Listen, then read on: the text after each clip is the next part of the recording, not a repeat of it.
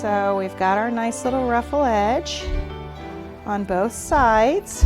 We're going to flip it over, take a little bit of water, run it down the center, bend it like this in half as we're holding it. And this is the reason you don't want this to be too thin, is because you don't want it to stretch. So I want the center to have a little bit of structure. I'm not rolling it too thin. The edges I'm ruffling out thin, but they don't need to have as much hold. And I'm going to put that right up next to the other one. Use my tool to just gently attach it. Take my scissors, cut it across the top. Now use my tool and my fingers to attach, make my ruffles nice and ruffly, right next to each other, like this, like that. And then we're going to do it again. And you're just going to keep doing this all the way around your cake. And I'm going to turn it around so you can see what it looks like when you've done it a lot of times. So you can see I've just done strip after strip. If you look at it from the top here, you can see where each fold is next to each other. And of course they're not exact because it's ruffles. And each ruffle is side by side. And then I've laid them out like this, and where I wanted to, I've opened and closed them using my tool to give them the ruffle effect that I want. And so we're going to continue doing this all the way around so we have a beautiful ruffle all the way around the cake. Nice vertical ruffle. All right, so next up we're going to make some flowers. Now I know you're looking at this going, flowers out of a pineapple, but mark my words, you're going to get flowers in the end. So we're going to take our pineapple and we're going to cut off the top and the bottom, and then I'm going to put those over here so they're out of the way. Get rid of this, and then we're going to cut off the edges all the way around, so like this. And what we're doing is we're going to use our pieces of pineapple to make dried pineapple flowers.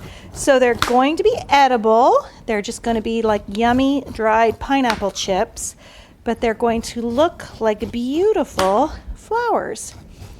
All right, so we've trimmed all our sides off our pineapple. Now we still have, I guess these are called eyes or seeds, I don't know, but we need to get rid of those. And so we're going to take, you can do it a number of ways. You can take a knife and just kind of go in and take those out like this. Just kind of spin your knife around, but like that. But that takes a little bit of time. So what I found is you can use a melon baller, or this is a little half teaspoon measure, and you just go in and just use like a melon baller and take it right out like that. So we're going to go in and get rid of all of our little eye pieces, because those are going to help our flowers have nice little kind of ragged feathers or petals around the edges. So I'm going to go all the way around and get rid of all of these. All right, so I've gotten rid of all of those little eyes all the way around. You can see all my little holes where I dug those out. Now we're going to take a sharp knife and we're going to cut very thin slices of our pineapple, almost so where you can see through them. See how thin that is?